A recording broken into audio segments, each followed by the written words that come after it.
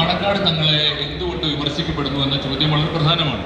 പാണക്കാട് തങ്ങളെ പോലുള്ള ആത്മീയ ആചാര്യന്മാരെ ആത്മീയ വാണിഭത്തിന്റെയും ആത്മീയമായ മേൽവിലാസത്തിന്റെയും കണക്കിൽ കേരള രാഷ്ട്രീയത്തിൽ വിമർശിക്കാനാവാത്ത, കുറ്റപ്പെടുത്താനാവാത്ത ശക്തികളായി ആരെങ്കിലും വളർത്തിയെടുക്കുന്നുണ്ടെങ്കിൽ അതിന് വലിയ വില കൊടുക്കേണ്ടി വരും കേരളം. ഞാൻ അദ്ദേഹത്തെ വിമർശിക്കുന്നത് വസ്തുനിഷ്ഠമായിട്ടാണ്. ഒന്ന്, അദ്ദേഹം നടത്തുന്ന ആത്മീയ വാണിഭത്തെ ഇസ്ലാമിനകത്തും പുറത്തുമുള്ളവർ ആത്മീയമായി തന്നെ വിമർശിക്കുന്നുണ്ട്. അവരത് ചെയ്തു കൊള്ളട്ടെ.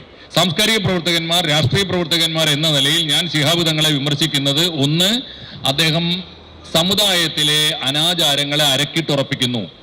സമുദായത്തിലെ അനാചാരങ്ങൾക്ക് വില വാങ്ങുകയും അതിനെ വളർത്തുകയും ചെയ്യുന്നു.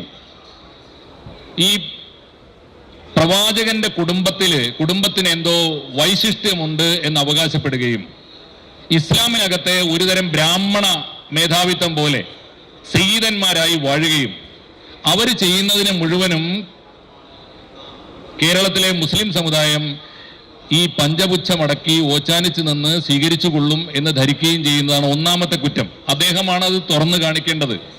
ജന്മം യോഗ്യതയല്ല എന്ന് ആവർത്തിച്ചു പറഞ്ഞ പ്രവാചകന്റെ കുടുംബത്തിലാണ് അദ്ദേഹം പിറന്നതെങ്കിൽ ജന്മം മാത്രം യോഗ്യതയാക്കി ഒരു രാഷ്ട്രീയ പാർട്ടിയുടെ അധ്യക്ഷ പദവിയിൽ ഞാൻ ഇരിക്കുന്നത് തെറ്റായ മാനദണ്ഡ പ്രകാരമാണ് എന്ന് അദ്ദേഹമാണ് ആദ്യം കേരളത്തോട് പറയേണ്ടത്.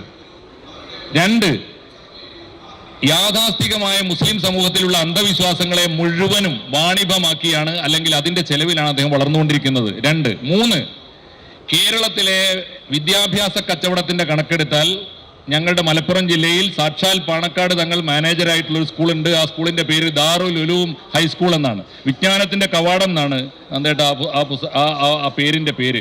ആലോചിച്ച് നോക്കൂ. കേരളത്തിലെ ഏറ്റവും വലിയ കോഴ വാങ്ങുന്ന സ്കൂൾ പാണക്കാട് തങ്ങളുടേതാണ് എന്ന് പറയുമ്പോൾ എങ്ങനെയാണ് ഇത്തരക്കാർ വിമർശനത്തിന് അതീതമാകുന്നത്? ഒരു കാര്യം കൂടി, ജ്വല്ലറികൾ ഉദ്ഘാടനം ചെയ്തിട്ട് ഏറ്റവും ചുരുങ്ങിയത്, ഞാൻ പവന്റെ കണക്ക് പറയുന്നില്ല, ഏറ്റവും വലിയ കമ്മീഷൻ പറ്റി അല്ലെങ്കിൽ ഉദ്ഘാടനത്തിന് പണം പറ്റുന്ന ഒരാൾ എങ്ങനെയാണ് കേരളത്തിലെ വിവാഹം പോലും സ്വപ്നം കാണാൻ പറ്റാത്ത പട്ടിണി പാവങ്ങളായ മുസ്ലിം കുടുംബങ്ങളോട് എന്ത് വിശദീകരണമാണ് അദ്ദേഹത്തിന് നൽകാനുണ്ടാവുക? സ്ത്രീധനം പാടില്ല, സ്വർണ്ണാഭരണങ്ങൾ ആവശ്യത്തിലേറെ ഒരു കാരണവശാലും വിവാഹത്തിന്റെ ഒരു കച്ചവട മാനദണ്ഡം പോലെ നിർവഹിക്കാൻ പാടില്ല എന്ന് പറയാൻ ബാധ്യതപ്പെട്ട അദ്ദേഹം ജ്വല്ലറികളുടെ ഉദ്ഘാടനം ഒരു പ്രധാനപ്പെട്ട കലാപരിപാടിയായി സ്വീകരിക്കുന്ന എങ്ങനെയാണ്? സാംസ്കാരികമായി, സാമൂഹ്യമായി, രാഷ്ട്രീയമായി വസ്തുനിഷ്ഠമായ വിമർശനങ്ങൾ മറ്റാരൊക്കെ ഉപേക്ഷിച്ചാലും ആ വിമർശനങ്ങൾ ഏറ്റുവാങ്ങാൻ ബാധ്യസ്ഥരാണ് പാണക്കാട് ശിഹാബ് തങ്ങൾ.